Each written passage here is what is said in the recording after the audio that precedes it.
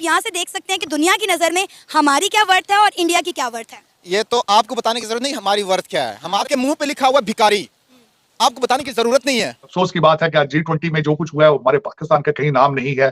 हम अपने मसाइल में आज तक भी अभी we are not clear where we are going, what is our destination.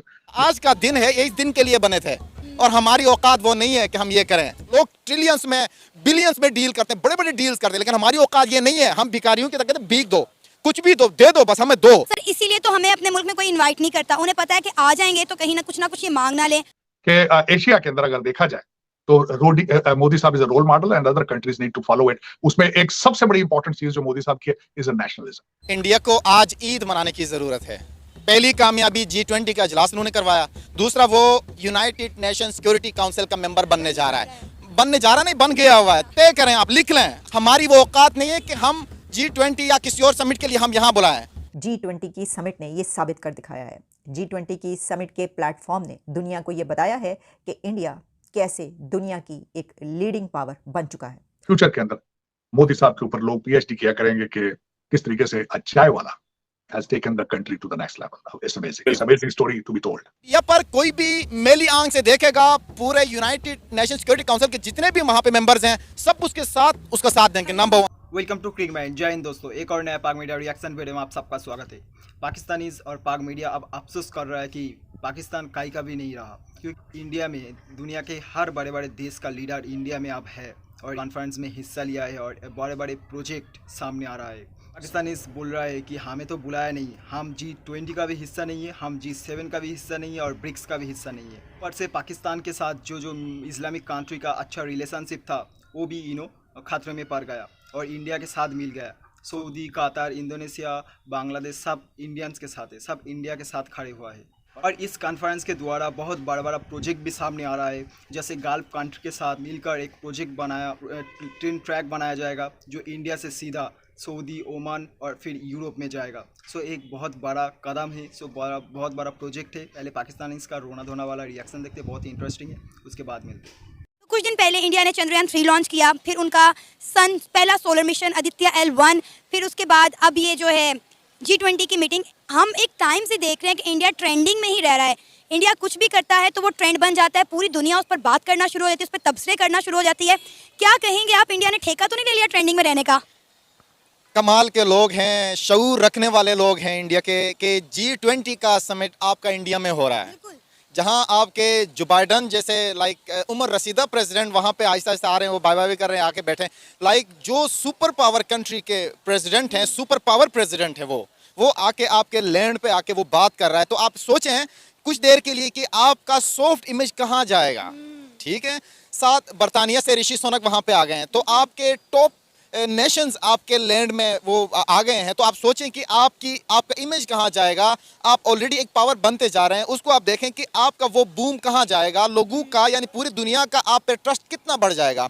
अगर 10% लोग आज से पहले अगर आप पे ट्रस्ट करते थे, यानी इन्वेस्टमेंट करते थे वहाँ पे, तो अब वो 10 को मल्टीप्लाई 10 करें, 100% लोग आप पे इन्वेस्ट करेंगे। क्यों? क्योंकि वहाँ पे इस टाइम दुनिया जहाँ के CEOs भी इंडिया से ही हैं और सुपर पावर के प्रेसिडेंट और ऋषि सुनक जैसे everyone is landing in India। तो वहाँ पे इंडिया पे आपका जो ट्रस्ट लेवल है वो बढ़ जाएगा, तो ऑटोमेटिकली इन्वेस्टमेंट वहाँ पे आ जाएगी। तो इंडिया हमारे लिए मिसाल सेट कर रहा है। सर आपको पता है 41 करोड़ रुपया सिर्फ और सिर्फ उन लोगों के कहने की इस्तकबाल या तकरीब पर इन्वेस्ट किया गया है। It's a huge amount. और हमने पिछले दिनों सुना था कि जब IMF ने पाकिस्तान को कर्जा दिया था तो हमने 40 करोड़ का झंडा बनाने में लग गए थे, पता नहीं वो बाद में बना या नहीं बना, लेकिन 41 करोड़ रुपया इन्वेस्ट किया गया है उनके इस्तकबाल के ऊपर। 41 करोड़ इन्वेस्ट करने के बाद 41 अरब वो कमाएगा। वक्त दे दें, वक्त खुद बताएगा कि इंडिया की जो 41 करोड़ की इन्वेस्टमेंट है वो 41 अरब में कब कन्वर्ट होगी। क्योंकि इससे आपका होगा यूं कि आप यानी उनका अब सॉफ्ट इमेज अगेन मैं बात करूं कि आपने पुरतपाक इस्तकबाल उनका किया, बड़ा वार्म वेलकम उनको किया, रोड आपने सजाया, लोगों को एवरीथिंग वो सेटल देयर। अब इसी इमेज ये जाएगा कि यार India is a peaceful country, India is the right country. Super power के प्रेसिडेंट भी वहां पे, दीगर पावरफुल कंट्रीज के प्रेसिडेंट जो G20 में अपना नाम रखते हैं, जिनकी यानी एक वोट से एक कंट्री उसका हिस्सा बनता है, दूसरा कंट्री नहीं बन सकता। अगर वो सारे वहां पे है तो इसका मतलब ये कि इंडिया के लिए in the future best news है, गुड न्यूज़ है। और आने वाले वक्तों में इंडिया के लिए जो हमारी सूरत हाल अगर उसको देखें तो इससे 100 गुना बेहतर वो आगे जा रहे हैं। अच्छा तार साहब, एक मैं नई एक जो पाकिस्तान के अंदर डिस्कशन हो रही है, एक बड़ा हल्का इसको डिस्कस कर रहा है, वो कह रहा है भाई कहाँ गई मुस्लिम उम्मा, कहाँ गए इस्लामिक कॉन्फ्रेंस, कहाँ गए अरब्स, तो आज इंडिया के साथ हाथ मिला रहे हैं। हमने जो नैरेटिव पाकिस्तान में बनाया था मुल्लास का, और उस वक़्त एक मुल्ला मिलिट्री अलायंस पाकिस्तान में बना, और सारा कुछ ये सारा चीज़ें वहाँ से इम्पोर्ट हुई। आज सऊदी अरब और यूएई जो है बिल्कुल उन्होंने सही फ़ैसला लिया है, उन्होंने इंडिया से हाथ मिला लिया है। तारड़ साहब, क्या पाकिस्तान के अंदर कैपेसिटी है कि हम कोर्स करेक्शन कर सकते हैं? मुस्लिम उम्मा हमने देखा कि हमने उनको रोकने की कोशिश की भारत से, बड़ी देर हमने रोका, लेकिन आज यूएई और सऊदी अरब जो है वो दोनों नरेंद्र मोदी के दाएं और बाएं बैठे हुए थे, और मोदी साहब जो हैं आज बाइडन और उनका हाथ शेक हैंड करवा रहे थे। इसके हवाले से देखें, क्या जो फैसला यूएई और सऊदी अरब ने लिया है to open up with India, क्या हम कहाँ जा सकते हैं? हम तो मुस्लिम दुनिया को कह रहे हैं इंडिया से हमारी दोस्ती करा दें, हम कहाँ पे हैं? इस पे थोड़ी सी रोशनी डालें प्लीज। चीमा साहब, सबसे बड़ी इस वक्त समझने की जरूरत, मेरे पाकिस्तानी भाइयों को सबसे ज्यादा समझने की जरूरत है, this is Jio economics period. ये जंगों का दौर नहीं है। अब करेंसी किसी मुल्क की दबा दी जाती है और उसको उसी से बैंकरप्ट हो जाता है। अब जंगों का किसी के ऊपर चढ़ने का दौर नहीं है। अब दहशतगर्दी का दौर खत्म हो चुका है, जियो इकोनॉमिक्स का दौर है, 21st सेंचुरी है।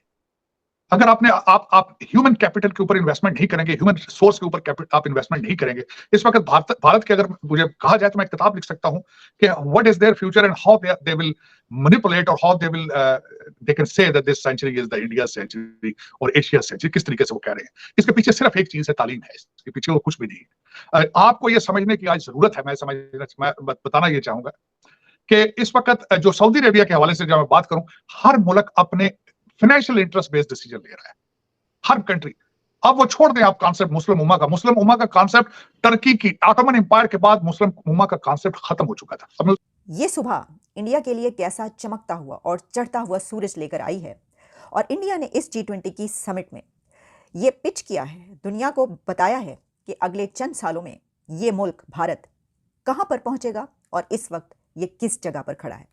इस वक्त इंडिया उस जगह पर है कि जहाँ पूरी दुनिया के लीडर्स इंडिया में उतरते हैं, वहाँ पर उनको वेलकम किया जाता है, और स्टेज पर जो पहिया लगाया गया, जो व्हील आपने देखा, वो उनकी भारत माशी तरक्की पूरी का वो दुनिया पहिया का आह्वान करता है कि वहाँ हम लेकर जाने मिलकर वाला है, सबसे जिसमें पहले हमें इस काफी ग्लोबल ट्रस्ट डेफिसिट को इस G20 एक की विश्वास, एक भरोसे rail and shipping project announce कर दिया गया है, वो कि अभी ऑफिशियली अनाउंस नहीं किया गया।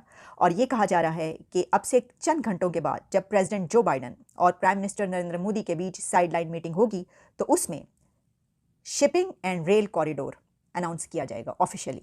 लेकिन चंद घंटों के अंदर ही इसकी तमाम डिटेल सामने आ गई हैं। मैं ये समझती हूँ कि ये shipping and rail corridor India की चाइना को शतरंज की बाजी पर एक बहुत बड़ी मात है।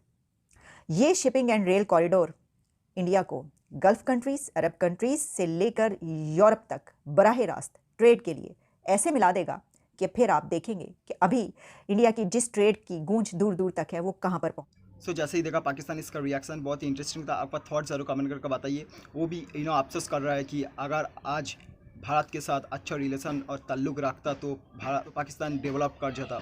पाकिस्तान को ये दिन नहीं देखना पड़ता। हर इस्लामिक कंट्री अब भारत के साथ है। भारत के साथ काम करना चाहते हैं, भारत के साथ ट्रेड करना चाहते हैं, क्योंकि भारत में बहुत बड़ा मार्केट है और ट्रस्टेबल भी है। चाइना के जैसा फीस नहीं है। हम देखें सऊदी से लेकर कतार, इंडोनेशिया, बांग्लादेश भी इंडिया के साथ रहकर बहुत डेवलप कर गया, लेकिन पाकिस्तान डाउनफॉल कर गया। पाकिस्तान को तो अब कोई पूछता भी नहीं है कि पाकिस्तान दुनिया में है और नहीं। जो IMF से पाकिस्तान भीख मांगने के लिए महीने भर महीने वेट करता है, मीटिंग करने के लिए महीने भर महीने वेट करता है, वही IMF के MD मैनेजिंग डायरेक्टर लंदन से भारत में आकर इतना टायर्डनेस के बावजूद भारत का कल्चर देखकर अपने आप को रोक नहीं पाए। लिटरली डांस करने लगा। हिंदी संस्कृत सीखना चाहते हैं। कुछ लोग तो हिंदी भी सीखे मीडिया के साथ बात करने के लिए, और वो बहुत खुश है हिंदी सीख के। तो भारत बहुत तेज़ी से ग्रो कर रहा है। पाकिस्तान ये देखकर कुछ लोग अफसोस कर रहे हैं, कुछ जो पढ़े लिखे वो अफसोस कर रहे हैं, लेकिन जो अनपढ़ गवार है वो बोल रहा है अभी भी पाकिस्तान इंडिया से बेहतर है, पाकिस्तान इंडिया से गजवा हिंद करेगा। इन लोगों का माइंडसेट आप सोच सकते हो। इस वीडियो में इतना ही। वीडियो अगर पसंद है तो वीडियो को लाइक करें, चैनल को सब्सक्राइब करें। कुछ अगर कहना हो तो कमेंट बॉक्स में कमेंट करके बता सकते हो। मिलते हैं नेक्स्ट वीडियो में। Thanks for watching. Bye bye.